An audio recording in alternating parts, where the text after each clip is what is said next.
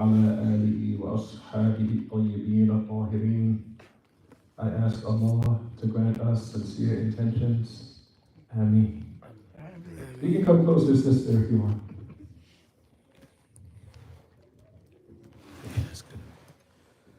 So, I was telling Brother Hamid that I don't have a prepared topic to talk about today. I came here for the iftar to be with the brothers. They said we'd have a halaqah, so people would sit around and have a lesson of some kind. I didn't actually prepare one because I thought it might be more beneficial if we turn it into something more of a Q&A. So if you ask the questions that are on your mind, the questions that you feel we need answers to or clarification on, ask, and I'll respond inshallah ta'ala. If you don't have questions, I'll find something to talk about. Okay? All right, did you start? Yes. Okay.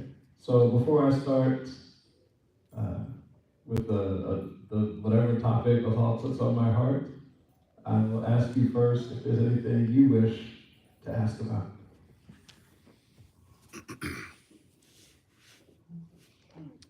Yes, brother. Assalamu alaikum. Wa alaikum assalam. So I was recently listening to a lecture on like the fard of salat, and one of the things that came up is that it's a requirement to face the qibla, but then the scholar referenced that the qibla that is like if once you get far away from the qibla, that as long as you're between the east and the west, or there's some discussion that it doesn't have to be like exactly 0 degrees, like 100%. As long as you relatively know where the qibla is, it doesn't have to be exact. Can you maybe elaborate on that or something that you know about that? Yeah, so when it comes to facing the qibla, this is a very good question, mashallah. The scholars are not in unanimous agreement about what that means. In the Shafi'i madhab, the strong opinion is that what you need to face is the Kaaba itself, the building of the Kaaba. And yes, when you're further away, there's less certainty about whether you're actually facing the building or maybe you're off to one side or the other. But still, you should be trying to face exactly the building. This is your goal. It's something that we call ijtihad. Okay, ijtihad is something that a qualified person resorts to when the answer to the question is not known for certain. So the person who does the ijtihad, he will gather evidence, and based on the evidence, he will conclude what needs to be done. So for people in Baltimore, for example, which is far away from Mecca, the mujtahid will gather evidence. For example, the North Star. For example, the position of sunrise and sunset.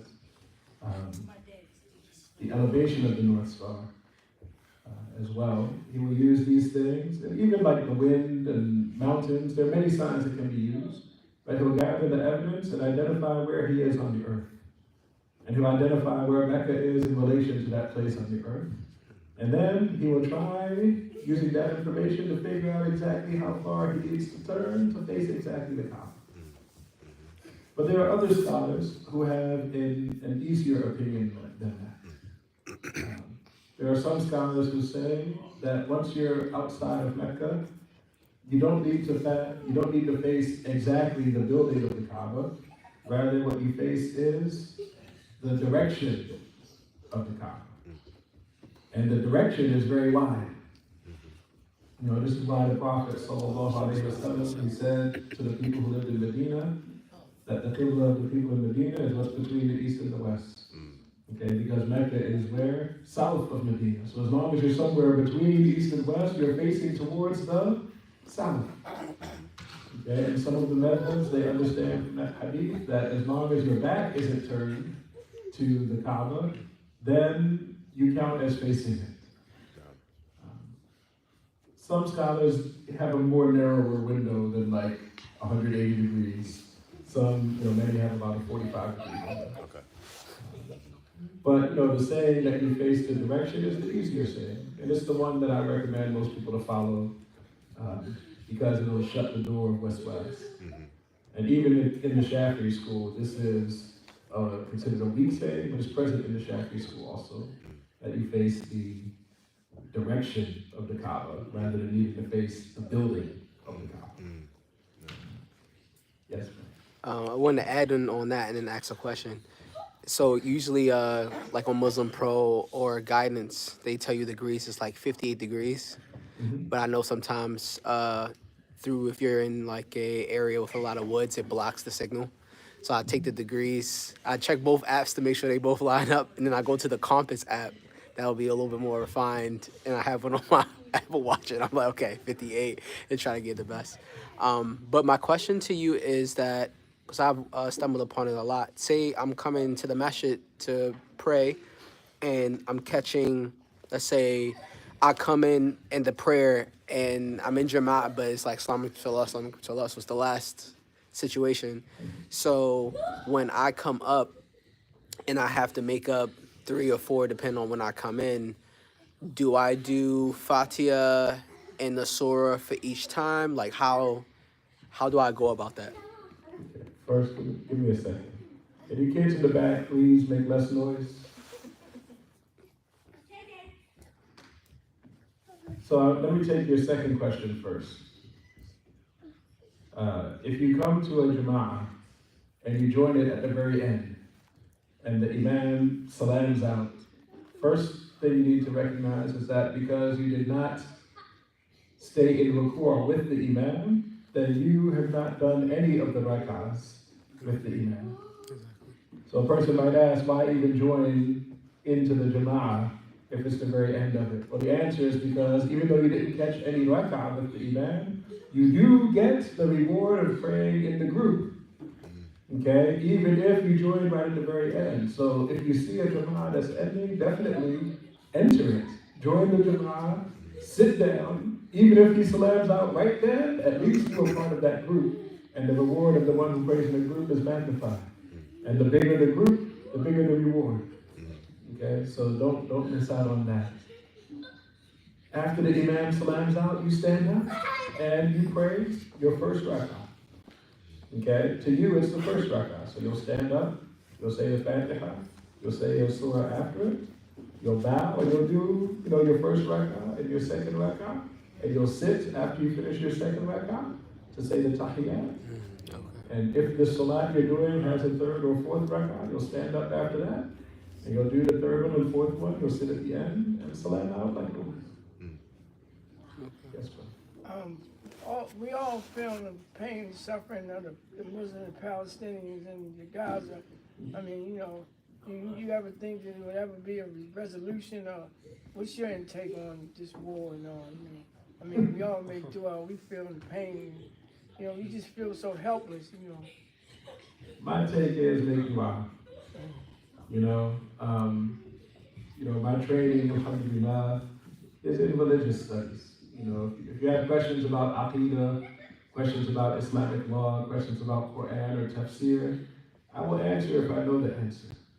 But if you're asking questions about politics is not my forte. Okay, it's not something I've studied, it's not something I can speak competently on. All I can say is that in my heart, I feel a lot of sympathy, empathy, compassion for the suffering of Muslims everywhere, not just Palestine. There are many countries right now where Muslims are suffering, including India, including China. So I want the suffering of the Muslims to come to an end however we're able to do it. And, I'm not some kind of political leader who can organize a resistance or can make things happen, but every Muslim has a key. Every Muslim has a secret weapon, or you might say a not so secret weapon, which is dua in the middle of the night.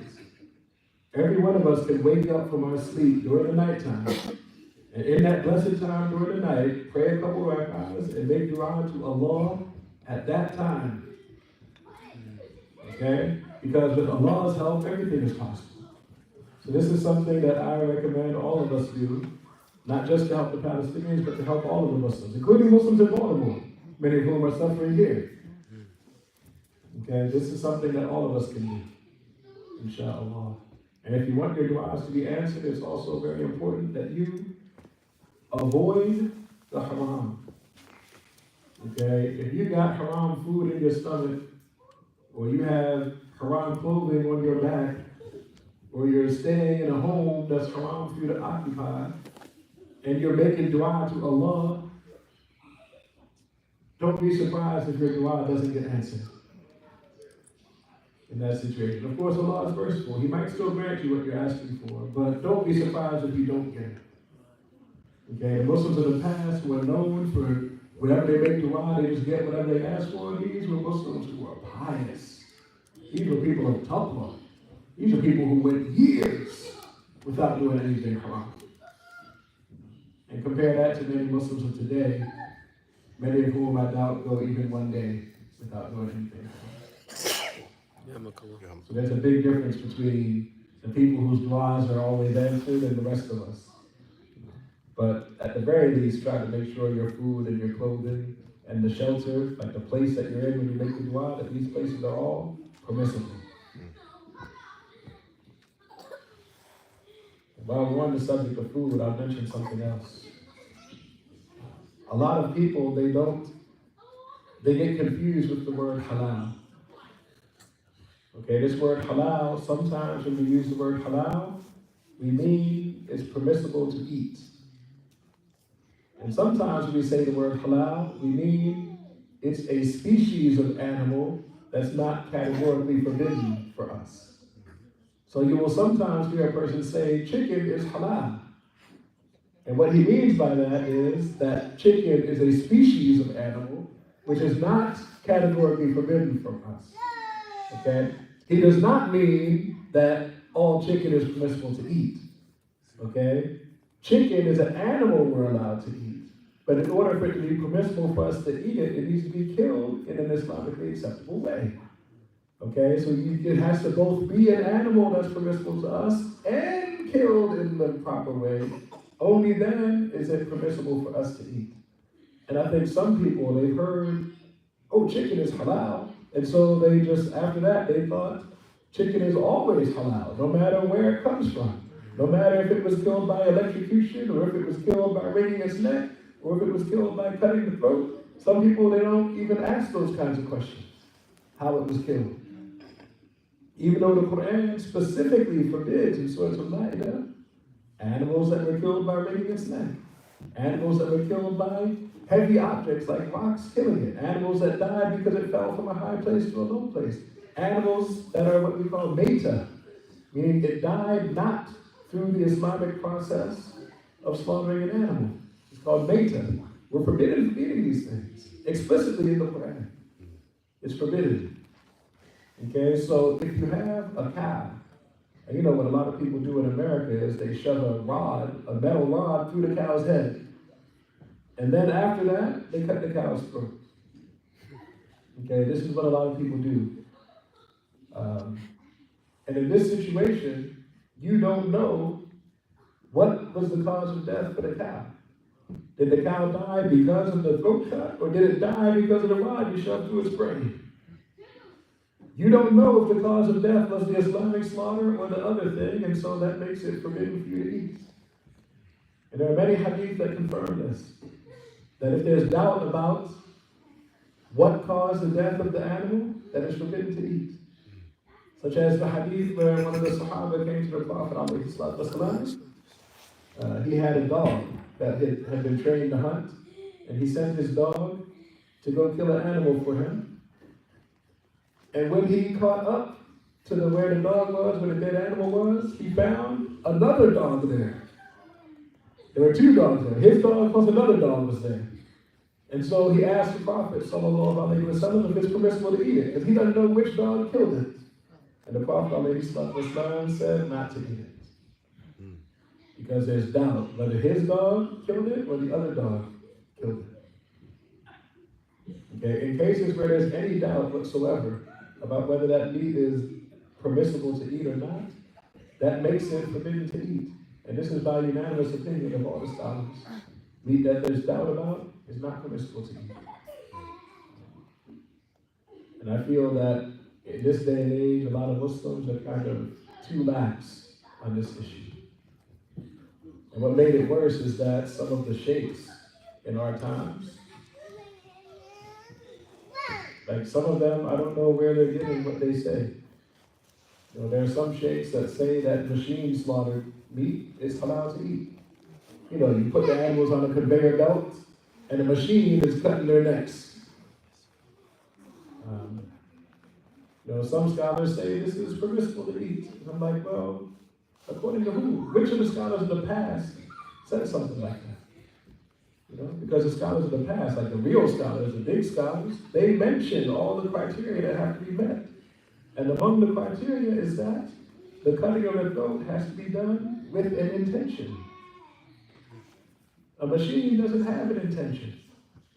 When the machine is cutting the necks of those animals, that machine does not have any intention. The machine doesn't even know if it's cutting the neck or not. You know what I mean? So those people who have said that it's permissible to eat machine slaughtered meat, I would really like to know which madhab says that. And this is part of the confusion of our times, is people, they say things, and it appears to be going against what the Muslims have taught all through the history. Even if the machine operator had the intention, let's just say hypothetically. So someone asked hypothetically, if the machine operator had the intention, so the guy comes in the morning, he pushes the start button with an intention, okay? And then the machine kills 1,000 animals. Each individual slaughter requires an intention. And this one who started the machine, he did one action. Even if he did have an intention, when he pushed that button, at most, like the most lenient thing you could say, is that the first animal that got killed was killed with an intention. Okay, but all the other 999, there's no intention for it. Because the intention that he made when he pushed that button applies to one action. Just like when you make your salat in the morning, when you pray Fajr, what do? You intend to pray Fajr, right? Does that mean when Dhuhr comes, you don't need an intention because you made an intention for Fajr? That's not what it means. You need an intention for Dhuhr. You need an intention for Asr. Each act requires its own intention. You know? But what happens is there's a lot of pressure right now from the big businesses who save a lot of money by automating the process, doing it, factory style, industrial style. They save a lot of money, they make more profits, and they pressure people to say that it's permissible. In fact, sometimes I wonder if the ones who say it's permissible are even sheikhs. Sometimes I wonder if they're not just employees of those companies. You know, we live in a time where you have to be very careful. And you need to be careful also of people who take things out of context. I've met several people here in Baltimore who told me, for example, they eat Popeye's chicken or Chick-fil-A chicken, you know, and they've told me that the food of the people of the book is permissible to eat. I'm like, well, it's true. There's an ayah in the Quran that says the food of the people of the book is permissible for us to eat. That's true. But there are exceptions. There are exceptions. And I think every Muslim knows in their heart of hearts that there are exceptions to that. Because if everything that Christians eat were permissible for us to eat, then we could eat pork, and we could drink alcohol, and we could, like, things that we all know are not permissible for us, Christians do that. So I think we all understand at some level that this ayah does not mean anything the people of the book eat or drink that we can eat or drink it. Okay? And if you bring this up to them, they'll say, well, of course we can't eat pork. They say it says specifically in the Quran that we can't eat pork. And then I say, it also says specifically in the Quran that we can't eat meta, like the animal that wasn't slaughtered properly. The very same ayah that says we can't eat pork also says we can't eat meta. And meta is mentioned first. Like it comes even before pork in the order of what we can't eat. It's the very first thing mentioned. Don't eat dead animals. Okay? Animals that were not killed properly. So this is an exception. Okay? The food of the people in the book is permissible for us to eat if it was killed properly. Okay? Even though, in their case, the one who did the killing is not a Muslim. If the one who did the killing of the animal, the one who did the slaughter is a person of the book, then we still consider that meat to be permissible to us. Okay? But that doesn't mean if it was a pig, it's permissible to us. Doesn't mean if it was roadkill, it's permissible to us. Doesn't mean if it was a chicken that was killed by electrocution that it's permissible to us. No, that's not what it means. But a lot of people, they're not looking at our deen with sincerity. Rather, what they want is to find excuses to justify the things that they, on their inside, just want to do. They like that Chick-fil-A sandwich. So they want to find an excuse to justify them going to get it. Or that, I don't know what they put in Popeyes sandwiches. A couple years back, people were going crazy over that thing. But they wanted to try it, to see what it's like, but they're looking for an excuse. It's not, the path to safety, people, is not to look through the Quran and try to find something that you take out of context to justify what you're doing. You have to consider the context. You have to consider the other ayahs that are mentioned on that subject, the hadith that are mentioned on that subject. You know what I mean? Before you can understand what the ruling of the Sharia is. And by the way, this is why we follow madhabs in the first place. Because the average Muslim doesn't know all of the ayahs and doesn't know all of the hadith. So he will never know if he encounters a hadith or ayah if he's taking it out of context. But there's a level of scholar who knows all of that. They know all of the ayahs. They know hundreds of thousands of hadith.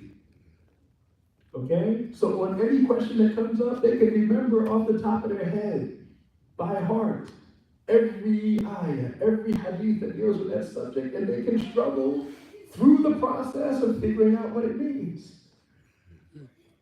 Because the hadith is more complicated than most of us imagine. A lot of us, I'll give you an example because Ramadan just ended, something that came up in Ramadan. There's a hadith from the mouth of Aisha, radiallahu anha, where she says, the Messenger of Allah, sallallahu alayhi wa sallam, never prayed more than 11 rak'ahs during the night. Not in Ramadan, nor outside of Ramadan. Okay? And there are many people who will take that hadith and then try to tell you that it's haram to pray more than 11 rak'ahs. Okay? And some people are real strict about it. They make a big fuss. All of that fuss they make is over that one hadith. How many hadith? One hadith. Because they're not even aware of the hadith narrated by Tirmidhi from the mouth of Ibn Abbas, and he prayed 13 rak'ahs with the Prophet sallallahu alaihi wasallam that night. One hadith would make you think that it's like an absolute rule. The Prophet never prayed more than 11. But if you think about it, how can Aisha even know that? Was the Prophet ﷺ spending every single night with her? No, he had other wives. There were plenty of nights that she did not witness what he was doing.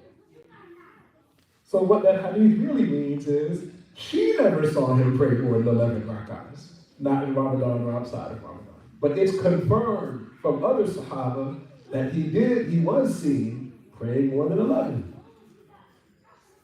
Okay? That extra hadith is important context. Especially when you take into account that the Sahaba and the Tabi'een in Ramadan used to pray 20 rak'ahs of Tarawih. The ones in Medina would often pray 36 rak'ahs. Okay, so clearly the early Muslims did not understand 11 to be some kind of limit. You know what I mean? But this is what happens when people take the hadith, one hadith, don't consider the other hadith on the subject, it's completely taken out of context, and then they want to tell other people that they're wrong. When in reality, the other people are following the teachings of scholars who knew all of those hadith and understood that 11 is not a limit. Any other questions? It's not a question, but it's an extension of the halal meat. Because I know you mentioned some people justify the Chick-fil-A or Popeye's chicken, but I've seen an article recently where they're moving on to lab-grown chicken. So I don't know the answer to that one. I don't know if you heard her question. She asked about lab-grown chicken. Which that sounds crazy, no, and I wouldn't be eating that.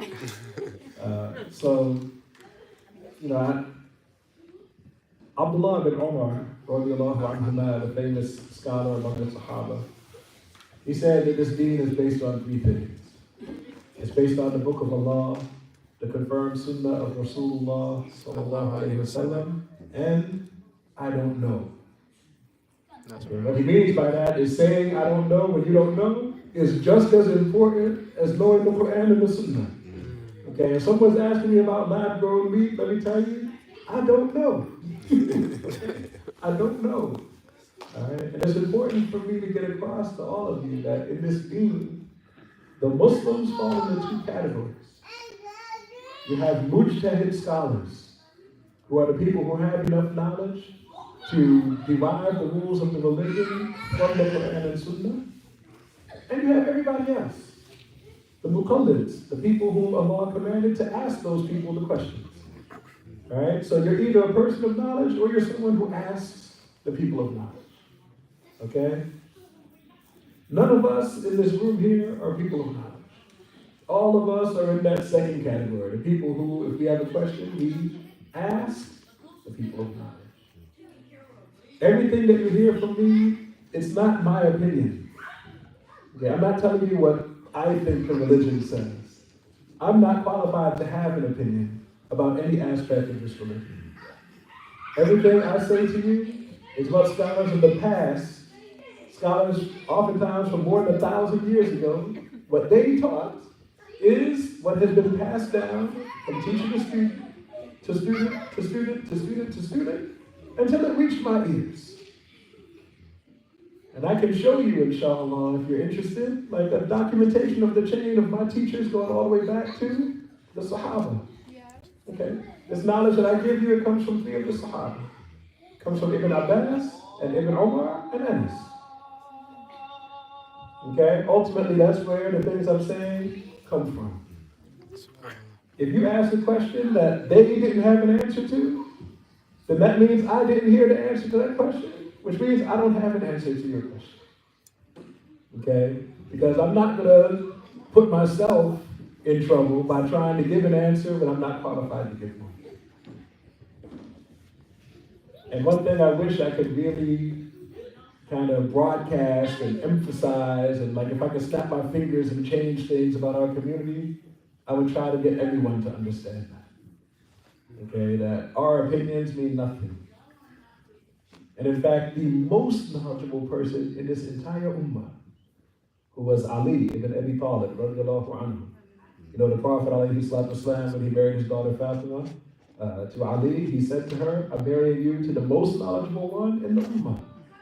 Okay, so that means Ali had more knowledge than anyone else. And what did Ali say? He said, this deen is not by personal opinion. He says, if this deen was by personal opinion, then we would wipe the bottom of the khufs. He said, but I saw the Messenger of Allah, sallallahu alaihi wasallam, wipe on the top of the khufs. Okay, but he means is that if he were going by what seems right to him, people would wipe the bottom of the khuf, because that's the part that gets dirty. You know? He said, but his deen doesn't go by what he thinks is right, by his opinion. It goes by what the dalils indicate. And the actions of the Prophet ﷺ indicate that you wipe on the top of the khuf, which is the opposite of what he would have thought. Now, the most knowledgeable person in the ummah, if his intuition and his personal opinion could be the opposite of what's right, then what about you or me? You know, you think our opinions are worth listening to? They're not. And one time I was telling this to somebody, I'm not going to say this person's name, but this person is like a leader in the Muslim community here. He has a lot of sway, a lot of influence. And when I mentioned to him this very same thing, I said to him, my opinion doesn't amount to a hill of beans. My opinion is worthless. I'm not even entitled to an opinion. You know what he said to me? He said, don't say that, brother. Your opinion is valuable. You know, he started talking like these, Western American, counselors and psychologist types, people who are just trying to build you up emotionally. He's like, no, don't say that, brother. You matter. Your opinion is valuable to the community. He's saying all of this stuff that Americans and Kafirs say, and it's the exact opposite of what Allah and His Messenger said. Sallallahu alaihi wasallam. Okay, we can't allow our desire to think well of ourselves or our desire for comfort or in some cases our reluctance to trust other people. We can't allow those things to cause us to try to like lead ourselves. Islam is not something that we can teach ourselves. Okay? We don't want a case where the blind are leading the blind. We want someone with sight to lead the rest of us. And no matter what you think, all of us in this room, we are the blind ones.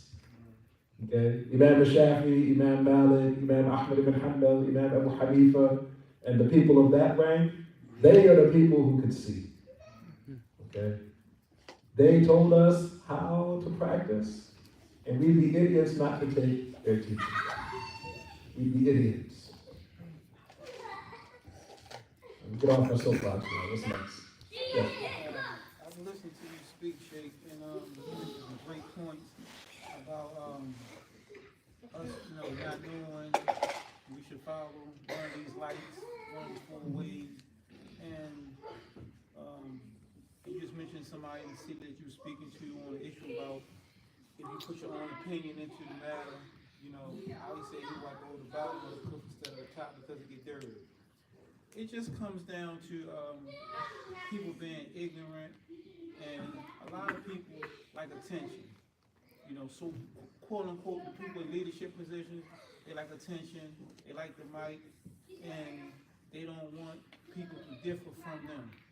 Like you ask them a question, sometimes these sheikhs or scholars or one of these, they got every answer, every question, instead of saying, I don't know, like you just said.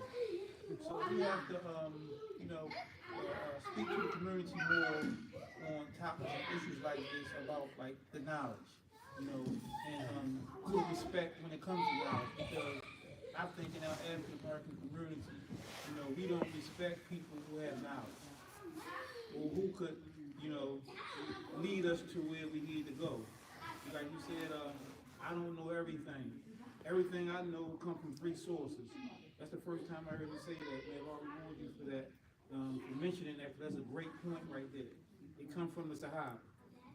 You can trace it all the way back to the Sahaba. And many times, we say it all the time, well, I follow the Quran and the Sunnah. Okay, how you follow the Quran and the Sunnah, but you don't even know the Quran or the Sunnah? You know what I'm saying? If we say this all, I follow the Quran and the Sunnah, but you don't know the Quran and the Sunnah. We just 9 to 5 layman Muslims. So may the Lord help us, Faith. You make a good point. A lot of people, the things they say, I'm not saying that they are lying. That's not what I'm saying. They believe what they're saying, but they don't understand the reality of what they're talking about. Many people here in this city, they say they follow Quran and Sunnah. Okay, they say that. I've heard this many times. And if I ask them who their teacher is, many of them, they just watch YouTube and read books. Do they not know that in the Sunnah, our Prophet sallallahu alaihi wasallam, he said, "Innamal ilmu bit-ta'allum." He said, knowledge can only be gained from a teacher, face to face. Anybody who's getting their knowledge of Islam from books is clearly going against the Sunnah, even if he says he's following Quran and Sunnah. It's because he doesn't know what the Sunnah is. You know what I mean? He's doing whatever made sense to him. He's not doing what the Prophet ﷺ said to do. And this happens a lot. This happens very frequently. People, they say they're on Quran and Sunnah, but the truth of the matter is, they don't really know the Quran. They don't even know the issues and the nuances involved. Because when they open that book to read it, they're not even looking at the Arabic half of the page. They're looking at the English half of the page. And they're reading that. And the translator who translated that, they don't know anything about that translator. They don't know who his sheikhs were, if he had any. They don't know which sect he represents. They don't know what his politics are, what agenda he has. They don't know who paid him to make that translation. They don't know any of that stuff. But they just taking whatever he said as if it's the word of God. Meanwhile, they will look at me like I'm crazy Because I follow Imam Shafi. They're like, how can you follow a person? You got to follow Quran and Sunnah. I'm like, man, you following that translator like he's, like he's infallible. You know what I mean? Because he ain't reading the Quran. In the Quran, Allah says about the Quran that it's Arabic. In the Quran, it says, إِنَّا أَنزَلْنَاهُ قُرْآنًا عَرَبِيًّا. Okay? So in the Quran, Allah says the Quran is Arabic. So if you're reading the English, then that by definition, by necessity, means that what you're reading is not the Quran. Okay? But they're reading that and basing everything they believe on it. And the English wording that goes there, sometimes a lot of the important issues that scholars have talked about for centuries are completely lost. Because the Arabic wording supports multiple interpretations, and the translator picked one of those interpretations and translated it to English according to that one.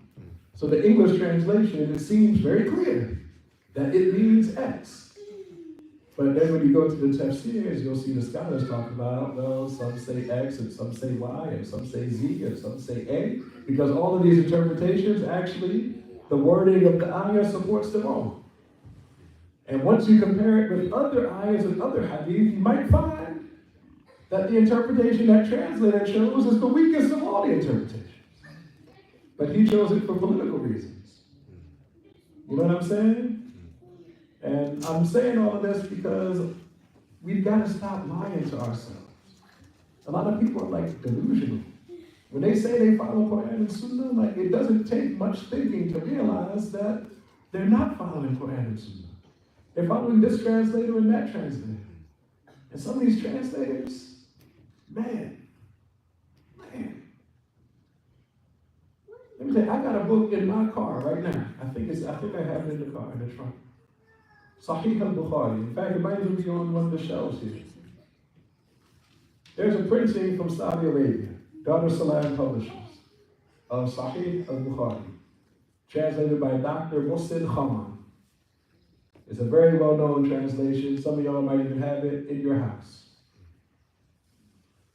If you go to the part of Sahih al-Bukhari that deals with tafsir, and you turn to the tafsir of Surah Al-Qasas, I point this one out because it's an example I remember, but there's more than this example in there.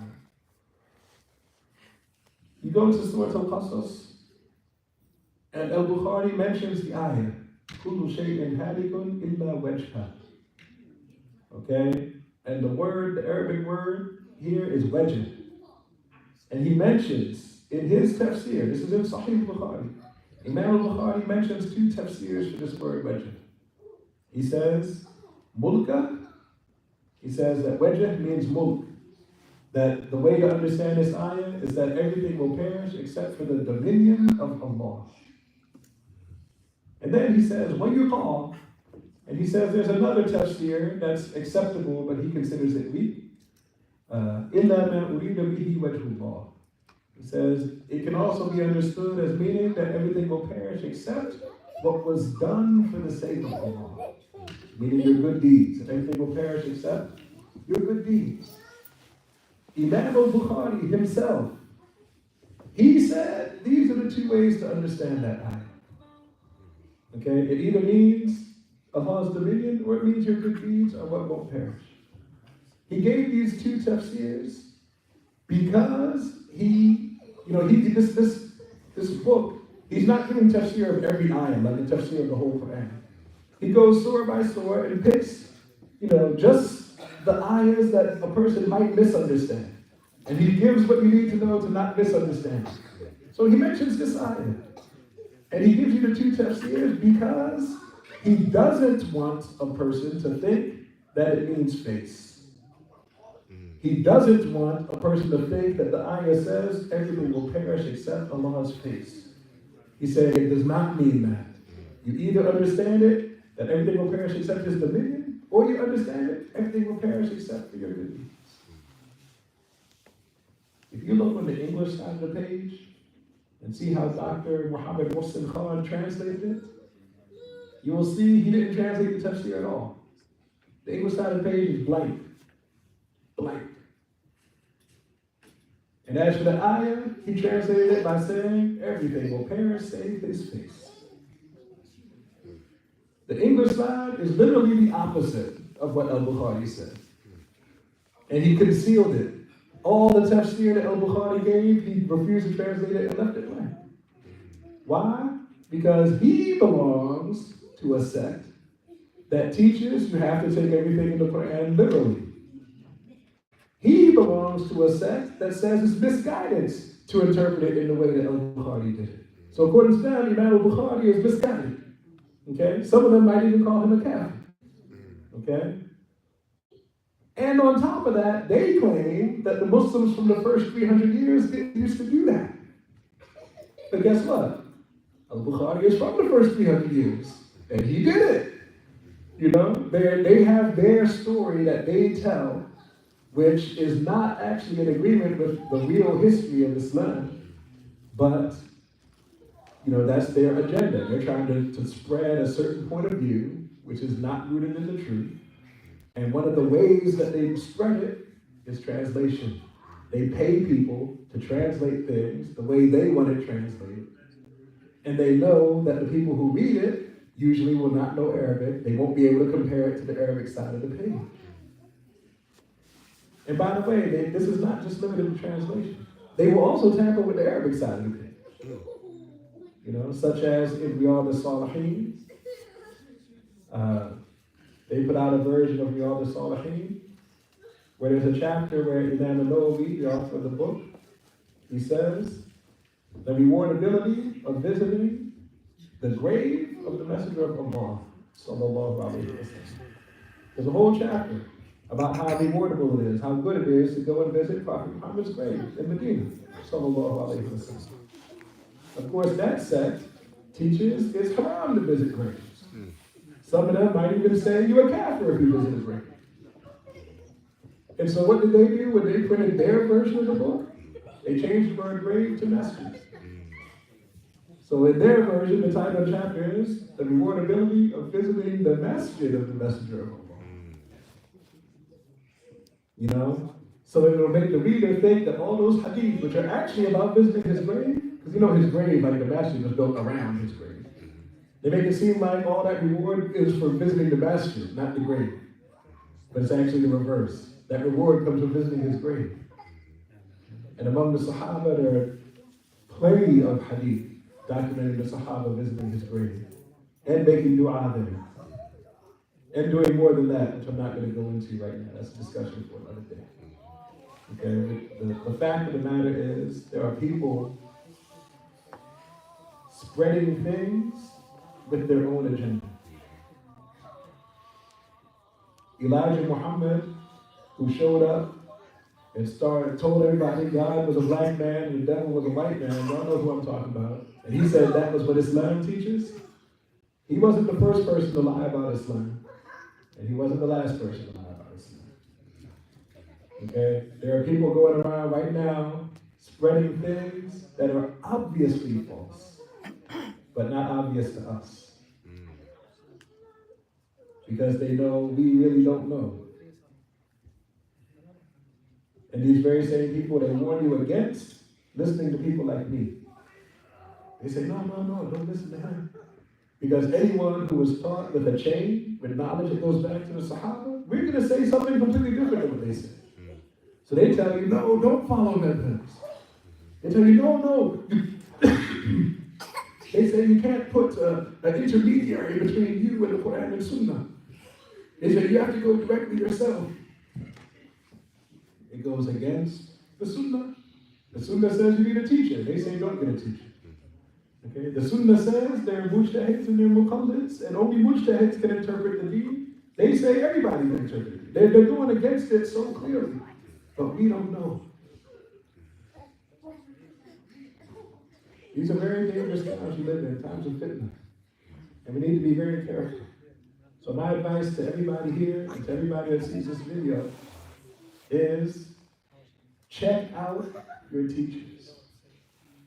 Find out who their teachers were, who their teachers were, and demand to see a Senate. Demand to see the chain of teachers. Make sure it goes all the way back. Because there are various sects out there, they can produce a chain that goes back 200 or 300 years. But they can't produce a chain that goes back further than that. You know what I mean? Because the best that they're teaching, they started 300 years ago. Ask. Don't be shy. Don't be shy. Ask. If that person is properly trained, he will have a chain to give you. Or at the very least, he'll be able to say, my teacher was so-and-so, go ask him. Right? And then you can ask his teacher to see. Okay? But if he can't give you a chain, then I would say don't learn from him. This goes back to what you were saying. Yes, there are people. They have an answer for every question. They never say, I don't know. And yes, that's a warning sign. If someone gives the answer to every question, you never hear them say, I don't know, then most likely he's speaking without knowledge. Most likely he's giving his own opinion. That is a warning sign. But the truth of the matter is, you shouldn't even be asking that person questions unless he has already shown you his chain. Or at least given some kind of indication that he has a chain and he'll be bringing it to you or something like that. Otherwise, don't ask the person in the first place. That's brother in the back. Alhamdulillah. You probably touched on the basis of my question, but what are some of the dangers that you see now with this new thrust for AI and people seeking, answers on the computer, Googling answers for, and then, now AI usually is the source that usually comes back with various answers that when we drop on the computer for AI. And before you answer, I don't want to limit it, but if we could limit it to maybe a couple of minutes. Yeah, it's about time makes a lot. But, Yep. So AI, honestly, AI is in a transition period right now. I can't predict what it's going to be like in the future. At the moment, AI is still kind of raw. I feel like when people ask a question, for example, to ChatGPT, half the time the answer comes back not really making a whole lot of sense. You could tell it was a computer that gave the answer, not a person. So I don't know if we're yet in the real danger zone where we can get fooled by the machines. But eventually it's gonna reach a point where we're not gonna be able to tell the difference between what was answered by a person and what was answered by a machine. And that's really frightening because these machines, they learn based on what they were given to learn from. Now what I'm about to say isn't exactly AI, but it's similar enough. And that's facial recognition. When they first started doing the facial recognition systems, you know what they found out? They found out that for black people, they frequently misidentified women as men.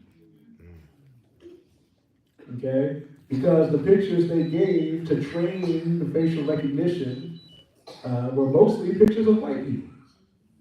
So it was trained on white features, and when you put it in practice and it looked at black people, it was misreading and misjudging things. So now imagine if they did that for Islam. Imagine if they fed it, instead of feeding it like the well-known scholars, the well-known madhabs, and letting it go through all of those documents and find the answers. Imagine if you fed it a whole bunch of astray groups, and it'd just be giving wrong answers every time. You know what I mean? Like, the way computers work is it's garbage in, garbage out. And we have no idea what's going in to the AI engine. So for sure, I can't predict what AI is going to be like, but at the very least, I can tell you this much: don't rely on it for Islam. Do what the Prophet ﷺ told us to do, which is go to a teacher and learn face to face. Okay? This is the way of safety. This is the Sunnah. This is what I advise myself and I advise all of you. Wa sallallahu ala sayyidina Muhammad wa ala alihi wa sahbihi wa sallam. Somebody get it down? Yep. Alhamdulillah. Jazakallah khairan. Yeah, okay. Yep. No, not me. I can do it.